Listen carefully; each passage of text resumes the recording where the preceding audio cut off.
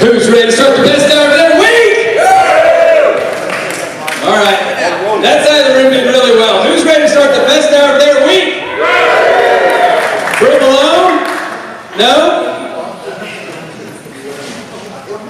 Hey, Brent, we need to hear me. Yes! There it is. Everybody say, Brent, do better. Brent, do better. There it is. Alan Bolt is going to do our invocation. Bow your heads. Dear Heavenly Father, we thank you for this day, our many blessings. We thank you for the men and women around the world in Rotary. We thank you for this club and the things they do and ask you that you bless us. But most of all, Lord, we thank you for the gift of your Son, Jesus Christ, who died on the cross for our sins and that you resurrected. We ask that you bless this food to the nourishment of our body and the hands that provided it. We ask this in the name of your Son, our Lord Jesus Christ, who lives and reigns with you in unity with the Holy Spirit, one God forever and ever. Amen. Amen. Thank you all. Salute. Pledge. I pledge allegiance to the flag of the United States of America and to the republic for which it stands, one nation under God, indivisible, with liberty and justice for all. You may be seated.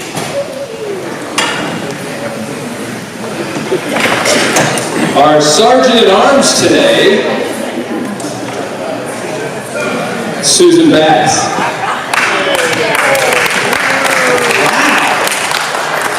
Don't let us down. Okay, as you guys already can see, that today's program is going to be about robotics, so we might just get a feel for how much you might already know about robotics. Now, I mean, they're going to talk about what's necessary to make things work, but not just, you guys know we have industrial robotics used in manufacturing, service robotics that assist in cleaning, delivery, and customer service, medical robots used in healthcare for surgeries, rehabilitation, and patient care, military robots for things like bomb disposal, reconnaissance, and combat support, and humanoid robots designed to resemble humans in appearance and movement, often used for research or entertainment. So as we get started, I'll remember that the funds go to support our scholarship, and guests are exempt from these funds. Beyond that, you guys, unless you get the answers correct for all of my questions, I gleefully fine you at least $1. All right, so I only have 4 questions. This ought to be a slam dunk. The term robot comes from the Czech word robota. What do you think that word means? Robot. Almost. How about drudgery, hard work, or forced labor? Not bad. Okay, the first industrial robot named Unimate, humorously enough, was created by George DeVol in 1954 and was used in General Motors factory. What do you think they tasked the robot with doing? What would you not want to do in a General Motors plant? Welding and handling hot metal parts. Oh, well, wait a minute. Wait a minute. Okay, so the United States Military Corps has more than 4,000 robots and includes some made from Talon bots that scout the roadside for bombs in Iraq. And there's a company called PackBots that poked around for Osama bin Laden's hiding place in Afghanistan. But PackBots manufacturer went on to use the same environment-seeking technology in those ones looking for Osama bin Laden to introduce a product that many of us use now in our homes. What in the world do you suppose that would be? Oh, you guys, okay, yeah, you got one. Roomba, the robotic vacuum cleaner, was introduced by iRobot in 2002. It autonomously cleans floors navigating around obstacles. You won't get this one. The Mars robots Spirit and Opportunity were placed on Mars in 2004. They were designed to explore the Martian surface and search for signs of water. Right? They were built to last 90 days. How long do you think they really lasted? 2 years. You said 2 years? We're still working. I wish. The NASA robots logged 10.5 miles trudging across the planet Mars for more than 3 years. Now that's slow but steady. All right, I'm going to let them tell you more, but meanwhile, if you donate your funds to scholarship. Thank you.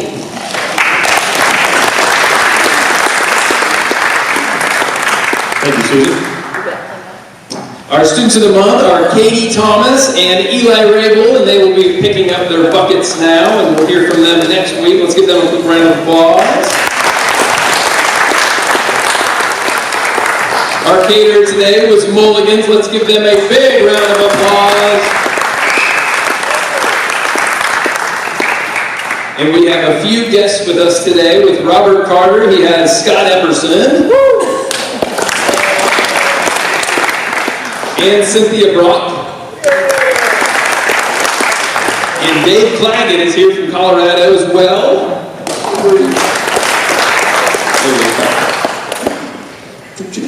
If you have a Rotary announcement, please make your way to the front. Our Rotarian of the day is Ben Hampton. Is Ben here? I don't think he is. So, Susan, I think that's a $20 fine for him. I'm a guest. I've been put on the list. Donna Clark, potential member. There we go. Thank you for being here.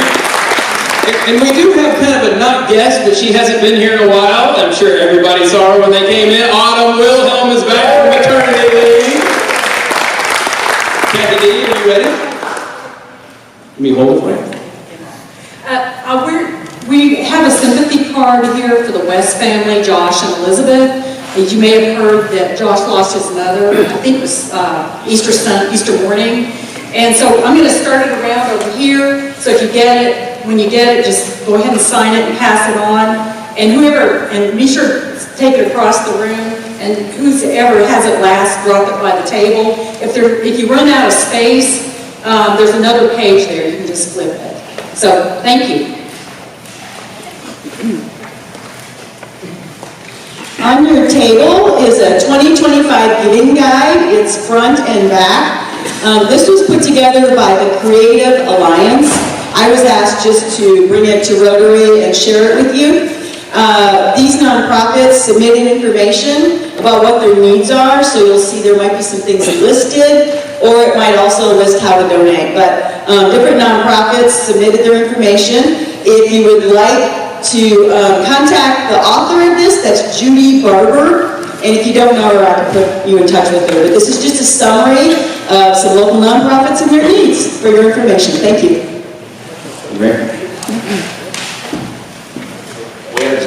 We had a successful flag committee gathering Saturday, putting flags on the flag staffs, getting ready for putting them up on the light poles.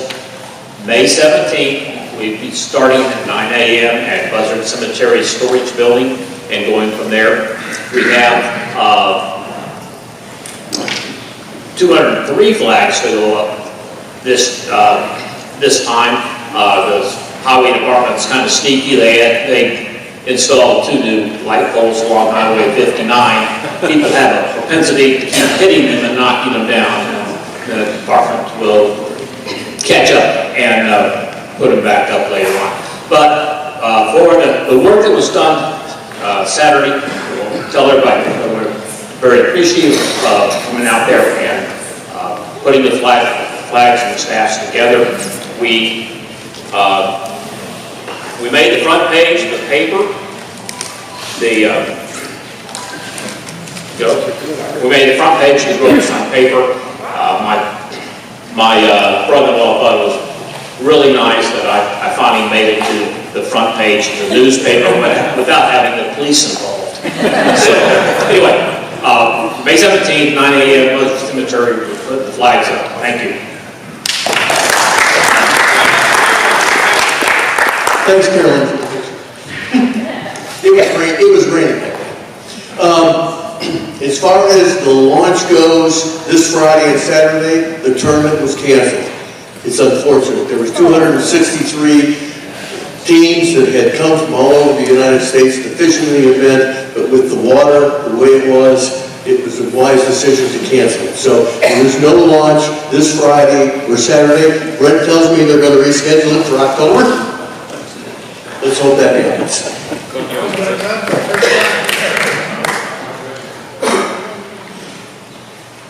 BASS, if you were here, BASS gave us some plaques. I tried to pass them out as best I can. Oh, Mike got one. You need two? No. Okay. Mike, did you get one? There you go. How's that? Anyway, yes. So it's a big event, and we're disappointed it didn't happen. I mean, it was a good day for Grove. I mean, there were people here from all over the United States, and you can't mess with motivation. And so it was a wise choice, and so hopefully they'll come back in October. Thanks, Glenn. Also on your tables, you've got a Shrimp Fest sponsor list. So we're closing out auction items. We're getting close on that. So now we're ramping up seats. We'll start selling tickets pretty quick, but we're doing sponsorships first. So you've got that list on your table as well. Anyone else for the good of the cause before we get the robotics team in motion? Miss Jeannie Smith, would you like to come on up? Give her a giant round of applause. This is one of our favorite days of the year right here. Thank you. Year 16 of doing robotics for Mrs. Smith. I was going to say old Mrs. Smith, but I'm not old. So anyway, every year I'm just amazed by the students. They are incredible. Yeah, go ahead and come all the way up here. Yeah, come all the way up here.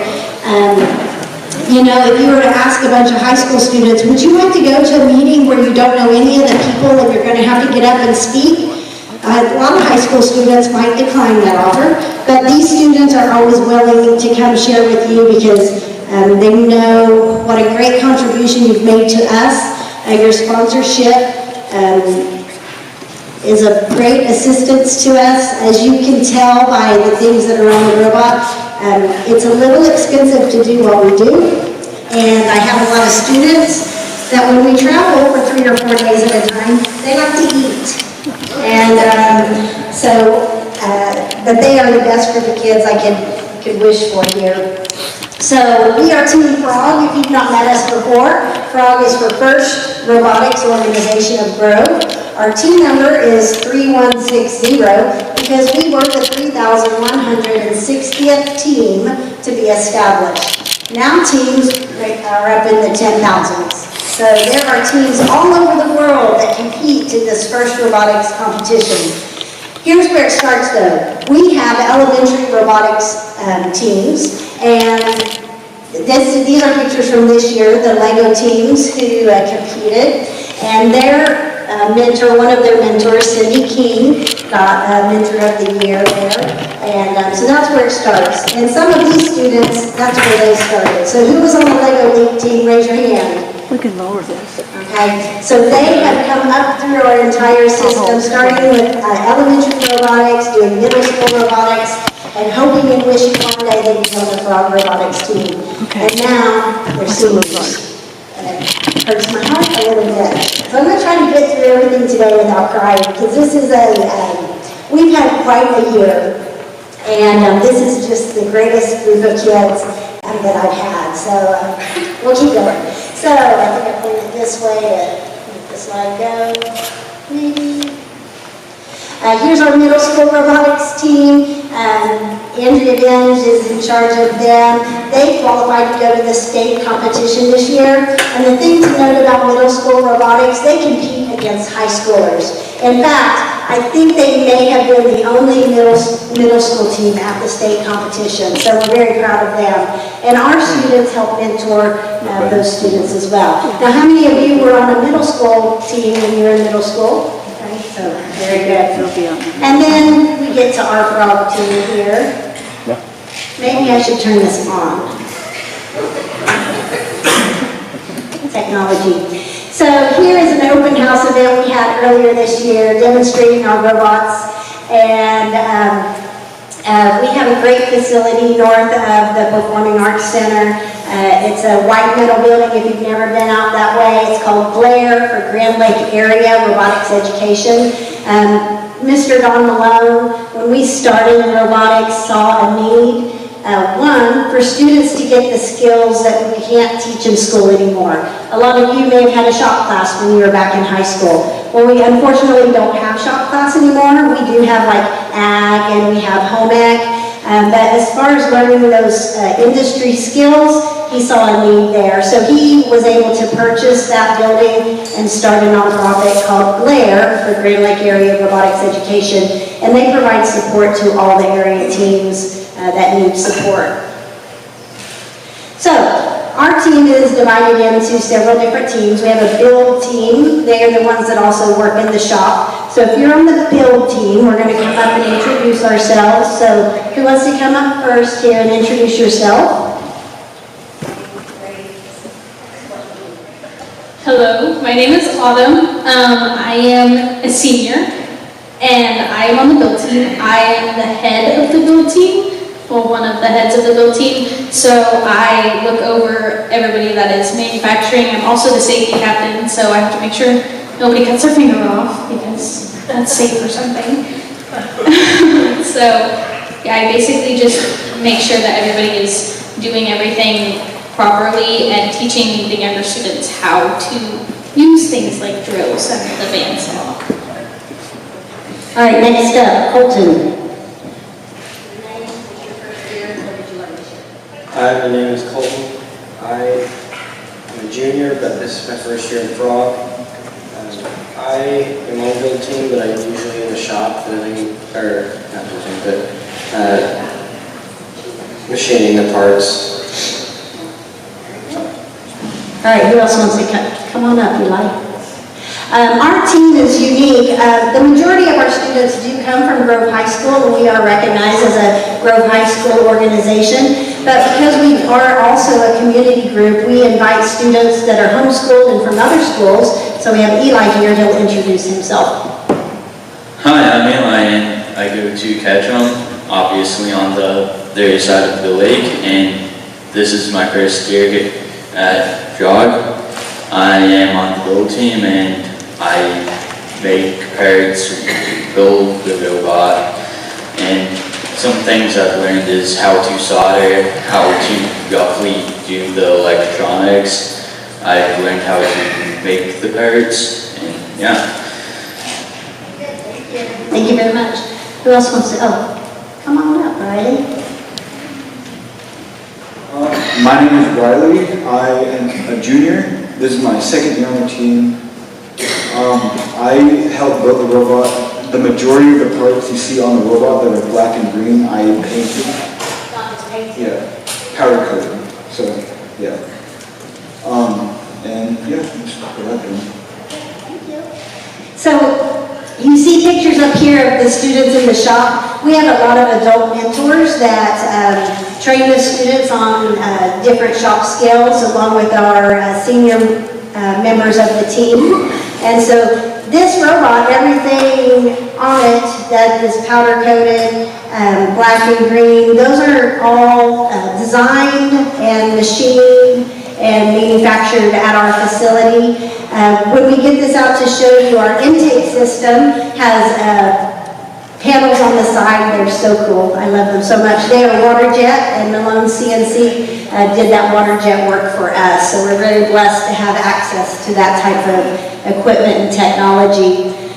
Here's a picture. You can see the robot in the top left corner without any of the attachments on it at that time, just trying out the drive system. And then our students operating the machinery up there. And I probably have another picture here. You see John Richardson there. That's what the intake looked like before we got it all fancy. Every single piece and part has to be assembled. So on the left side, you see all the parts laid out for the intake. And then on the right, the students assembling the grabber, which was designed by Caitlin. Oh, hi there. Come on up and introduce yourself. My name is Caden Jarrett. I am homeschooled and I'm a sophomore, and this is my second year on the robotics team. So I'm in CAD, which is computer-aided design. So this year I decided I wanted to do a little more and design an actual mechanism. So I got tasked with designing the grabber that we have here on the end of our arm. So I designed all of that to pick up our coral and to place it. I've also learned a lot of machining as well, though, so I was also able to machine a lot of the parts on that. So that was quite an accomplishment. Yes, give him a round of applause. So it was quite an accomplishment, him designing all the pieces and parts. So when you come see it up close, make sure you take a look at that.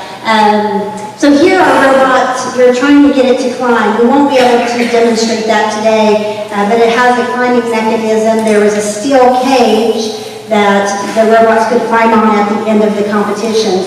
And it was very low to the ground, which actually makes it much more difficult to climb and get your robot off the ground when it's only like 6 inches off the ground. So quite an amazing accomplishment there that we finally got working. Programming and scouting. So if I can get my programmers and scouters up here to introduce yourself. So we compete. We have a game that's a new game every year. And so in addition to just designing a robot to play that game, we want to do it quite well. And so we also have students who have a scouting team, just like you would scout for football or basketball. We go and scout other teams at the competition. So I'll let you introduce yourself and kind of what your main task was for the year. So you guys may know me before. I told you that you wouldn't get rid of me. But I did scouting and strategy. So I did have a part in one aspect of this robot, and that was soldering the CAN coders for the swerve drives. But what I mainly did was I did a lot of pre-scouting, which is watching all of the teams that are coming to our regionals and getting that information and using it to our advantage and having that to further our benefit whenever we go to competition. This is my 4th year on the team. I have been in robotics for about 8 to 10 years. So, next person.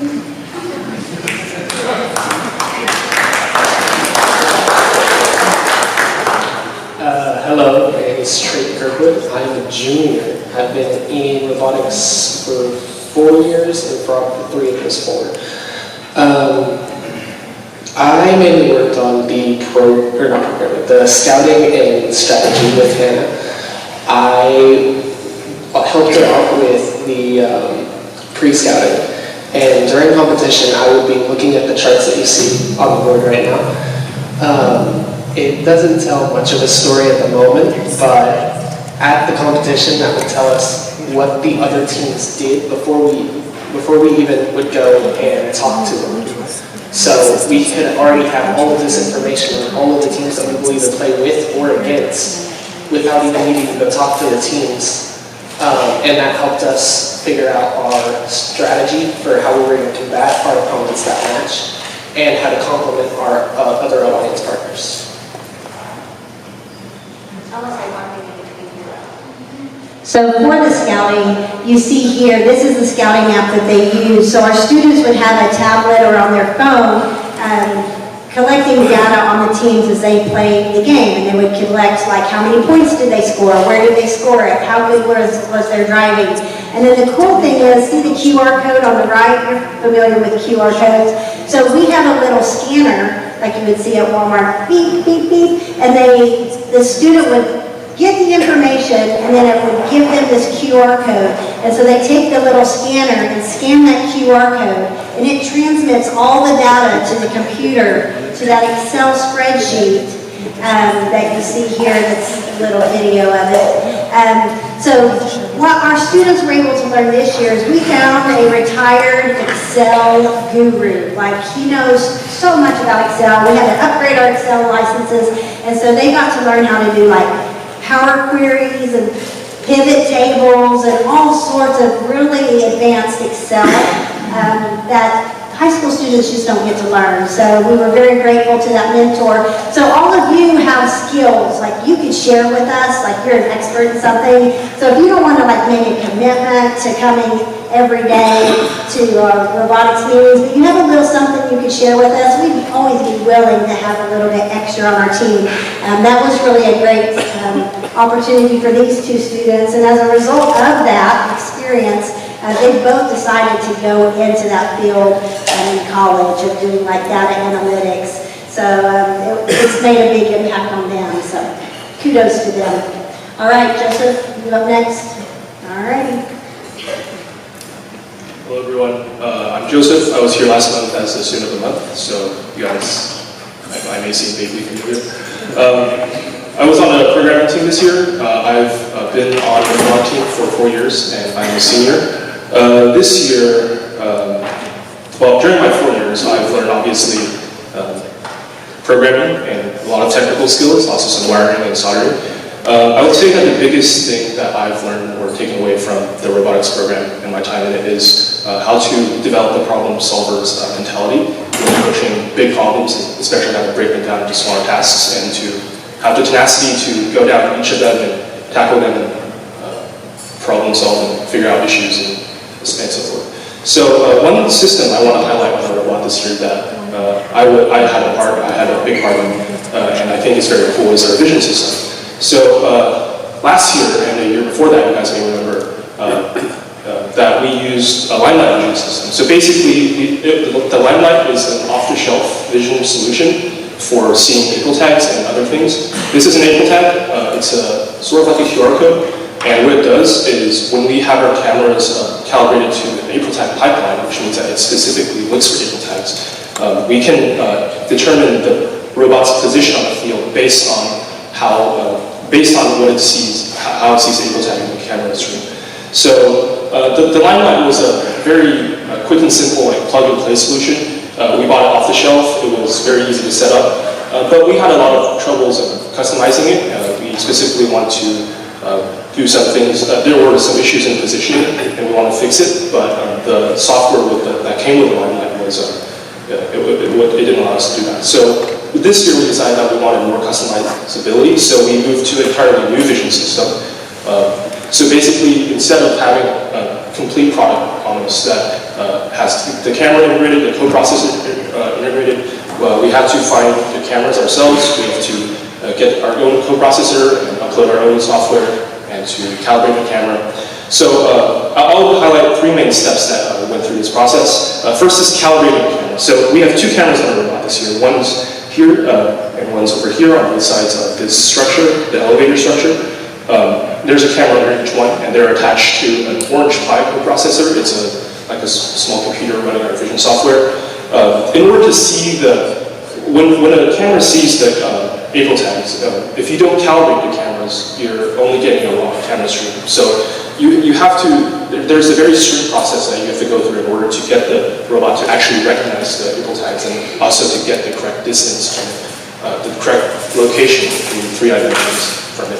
So that process was very strenuous. We had to take over 50 images of a calibration board under very specific lighting conditions and angles and all that. So we had to do a lot of research into that. We browsed the forums and looked up how to do those things and trial and error.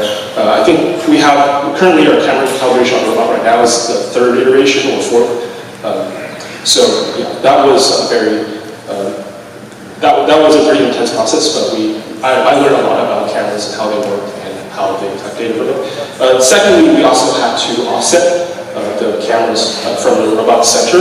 The way the vision system works is that the software thinks that the camera, by default, the camera thinks that it's in the center of the robot, in the very center. So we have to tell the robot exactly where the camera is, and 3 axes are translational. So it's location 3D and also it's rotation in 3 axes and 3 roll, pitch, and roll. So they have to be extremely accurate within millimeters and within fractions of degrees. So that was a very interesting process. We set up a system with laser levels, and got that. So, and the last thing that we have to overcome with that is with the software. So both of these cameras are running positioning software, so they're both looking for these April tags. And this poses an interesting problem, because on the field, if you imagine that, let's say this camera sees a tag that is 3 feet away, but this camera sees a tag that's 8 feet away. They're both giving the robot positioning information. So, and many times, most of the time, that positioning information is conflicting with each other. So we have to figure out a way how to quantitatively figure out how to trust one camera seeker more than the other. And that required some math and statistics that my programming mentor helped work out. And yeah, so that was a very interesting process. It took up way too long during build season to set up these cameras. And of course, it didn't work the first try, or the second, or the 20th. But it was very rewarding to see it finally work. The way we tested it was we had a robot run a path that would follow a curved path towards this structure. It's called a reef, where we store the game pieces, and it had a April tag attached right here. So we'll have the robot drive up almost exactly to touching the reef, and when it finally worked, it was incredibly rewarding to see. So I would say that this process of problem solving and figuring out things and finally having stuff work, it's really inspired me to, and I think that I would want to pursue this further in my career. And so that is why I'm going to attend the University of Tulsa in the fall for applied math and career science, and I hope to further these skills further in my future. Thank you very much. So Joseph does not sleep. Joseph takes a lot of advanced classes, online classes. He goes out to the career tech, is in their aviation, their aeronautics engineering program. He eats, sleeps, and breathes robotics.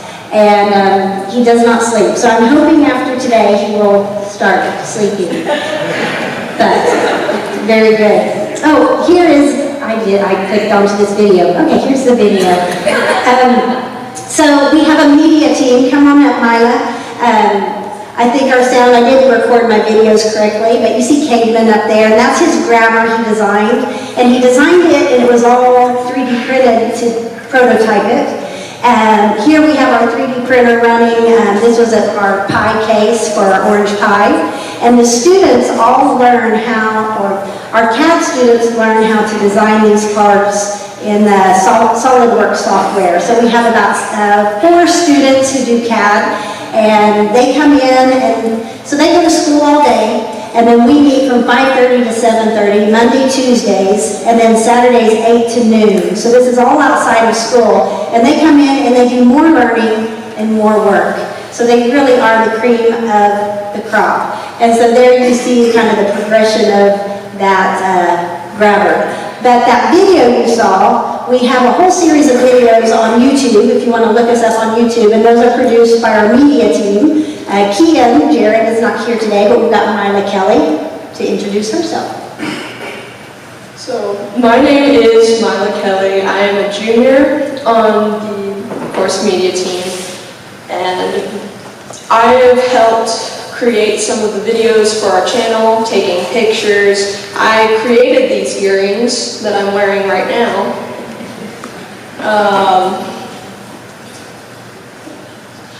One of the videos I specifically made was talking about our drivetrain. I filmed it and edited most of it. Yep. Very good. So thank you. So as you can see, there are a lot of ways for students to get plugged into our team. It's not just about the robot, but everything that goes on around the robotics organization. So just a great group of students here learning different things. So we're going to demonstrate the robot because I always run out of time. We went to 2 regionals. We went to the Green Country Regional, and we worked really, really hard. Did we win? No. But were we there? Yes. Did we make great connections? These students persevere. It's really easy to get fired up about robotics when you get to be at the top. But when you're sitting near the bottom of the heap and you're fighting every match to try to do better, a lot of students could give up and go to sleep. But these students, every time we bring that robot back to the pit, we try harder and we work, along with the mentors that give 110% outside of their jobs to help the students do this thing that we do. So out of robotics competition, there's hundreds and hundreds of thousands of people, students, teams from around the world. We have a mascot. Everybody loves our frog mascot. It's just a great atmosphere. It's like going to a sporting event, which is what they want First Robotics to be. It's the sporting event of the mind. And this is the hardest fun that anybody will ever have. They work so hard. And all of that is to say, even today, we broke the robot. So if you saw us over here all gathered about, there's a chain that runs in that elevator on both sides, and we broke the chain at the turnbuckle, and that chain's inside a tube, so that's why we always have to have some girls on the team who can reach their hands up in there and fix that chain. So if you've ever had to fix a broken chain, try to fix a broken chain inside a metal tube. So this is held together right now with zip ties. So I asked the students, do you know who the geyser is? And they're all like, yeah, we know who that is. So that's what we do. So we're going to demonstrate the robot, and somebody who knows what we're demonstrating can come talk. Okay, you didn't want to do this yet, do you? Okay, so what they're doing right now is they're trying to intake the coral. So pieces of PVC pipe are called the coral, and this wooden structure is called our reef. So at competition, we didn't actually have our intake on the robot because it was like, 30 pounds heavy? So we ended up taking it off and found another way to intake. So we decided to put it back on to show you guys what it would have looked like. So it intakes through the ground intake, obviously, and then it goes into the green piece in the middle called the trough. The arm then reaches down and turns on its wheels, and it intakes it into the arm, and then they can lift it to certain positions to reach the different levels of the reef. So the bottom level on the wood is called L1, and then the first row of PVC is L2, and then you have L3, and then there's another one up top called L4. Do you need help? So sometimes it doesn't go all the way in. That would be because our wheels aren't spinning at fast enough speed. Are we good? Chains off. It could be. So, Here. yeah, so as I said before, we were very hopeful we could make it through like a demonstration, but our chain may have, it's held together with zip ties right now. But you get the idea of how the robot goes. So they're going to check it all out. So this is what happens at competition. Of course, just like if you had an injured player, the game goes on. And when your robot has an issue on the field, the game goes on. They don't stop and say, well, we'll let you fix everything when you're on the field. In fact, I've got a video here to show you the funniest thing that happened to us this year, so here's our robot on the field. We were so excited it was working. We get to go over there and score the coral. That's what it looks like at competition. The drivers are way over here. They can't see what's going on. They are driving the robot pretty much blind. Those are called algae that we're clearing out of the reef. The theme this year was about the ocean. We tried to take the algae over here and put it in a little hole. We missed, but that's okay. We're going to go get an algae right up here. Now watch what happens next. Just watch, because you couldn't have done this if you tried.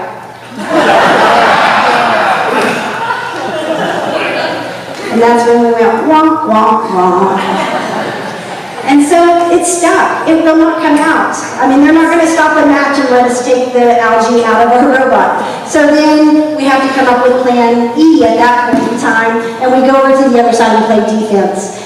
So those are the types of things that happen to us. It seemed like every match, it was like, what's going to happen next? But again, did we get discouraged, kids? we didn't get discouraged. We just like, how are we gonna figure it out? That's our motto. Figure it out. And isn't that life? I mean, life does not go as we plan, and we are always making those decisions and modifying and adjusting as we go. We were very blessed. We went to the Kansas City Regional, and things were working well. We didn't win every match, but that's okay. We were doing well, and we did get picked to be on the #1 ranked alliance. And we won every match through the finals. And oh, they got it working again. Here we go. And so these kids got to be champions of the Kansas City Regional.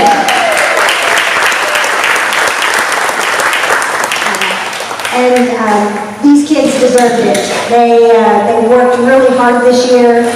Things did not always go our way, but we did learn a lot about patience, perseverance, and for that they will be forever prepared for the future. They are amazing students. I do need, my drivers are over there driving. I forgot to have them introduce themselves. So over at the table you'll see there's Aiden Jackson and Bentley Hensley. So Aiden is a senior. He's been a driver, I think every year he's been on the team. Maybe not the first year. Bentley is a freshman, and that's kind of a big deal for a freshman to be on the drive team, because at that competition, a lot of people are yelling at you and wondering why you're not driving the robots differently. They've made a great team, and I think Aiden Jackson is planning on going to Oklahoma State University. Yeah.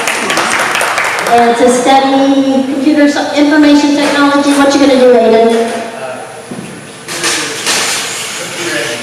Computer engineering. And then Bentley's going to be on the team for the next 4 years. He doesn't have a choice. But yeah, that's us. We only have a couple more minutes. Did you have any burning questions you needed to ask us? Questions? Yes.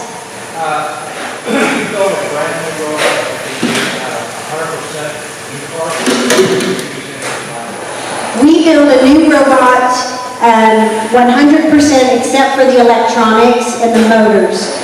Those motors on our drive system, this is a swerve drive system, and it takes 2 motors for every wheel, and those motors cost about $200 a piece. So if we can reuse a motor, we will certainly do that.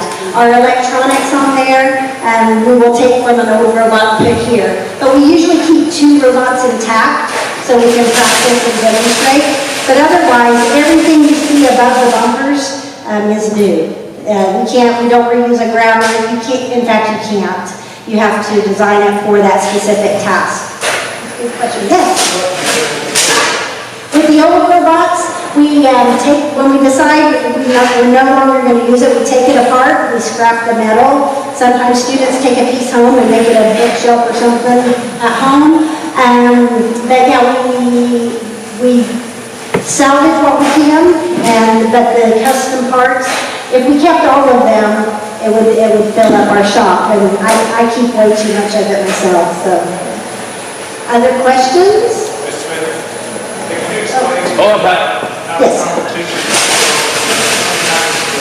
Yes. So at competition, it's unique to First Robotics. So when we play our game, it's 3 robots against 3 robots, and every match we play is with a different group of teams. We live robotics by gracious professionalism and cooperation. And I would get Hannah up here to explain that because she's the expert. She does a great job. But all of our robotics teams at the competition, we all want to win, but we all want to compete at our best. So if we, just like today, our chain broke, we would go to other teams and say, do you have a turnbuckle we can have? Because ours is broken and we don't have a spare. If those $200 motors, if somebody needed one at the competition and we had an extra one, we would say, here you go. Here's the motor. Use it. Give it back to us before you leave or ship it back to us. It's quite amazing.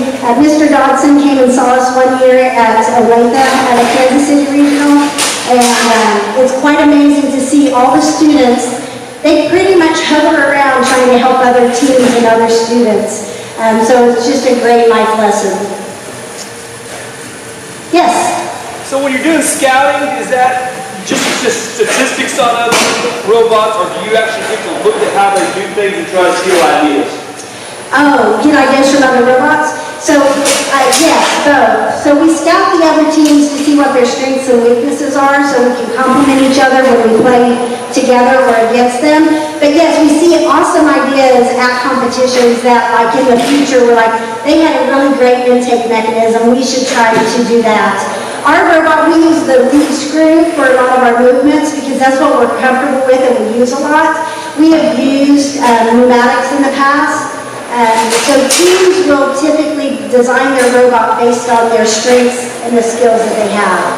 But yes, at competition, we all do go around and we're like, oh, that's a really cool design. We should try to do something like that. Yeah. It's 101. Last question. I know you got to finish up at 1. Okay. Thank you all so much for your support.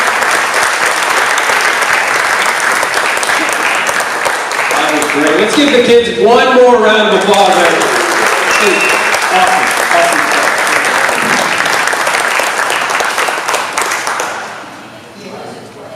The robot weighs right now 130 pounds, but for competition 114 pounds. That's what I think. We'll demonstrate some in there. Awesome. Thank you guys so much. Let's give Mulligans one more round of applause. I think they're still in there cleaning up. And if you've not signed the card for Josh and Beth West, it's on the back table. I think most everybody signed it, but if you've not, please sign that before you leave. We're going to pick up all the blue chairs and put out 7 metal chairs, leave the tables if everybody wants to stand for the 4-way test. And all the things that we think, say, or do, is it the truth? Is it fair or all concerned?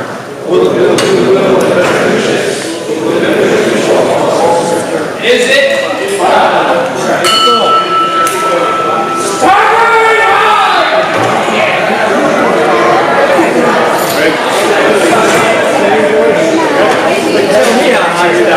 Enjoyed it. Thank you. It's always amazing.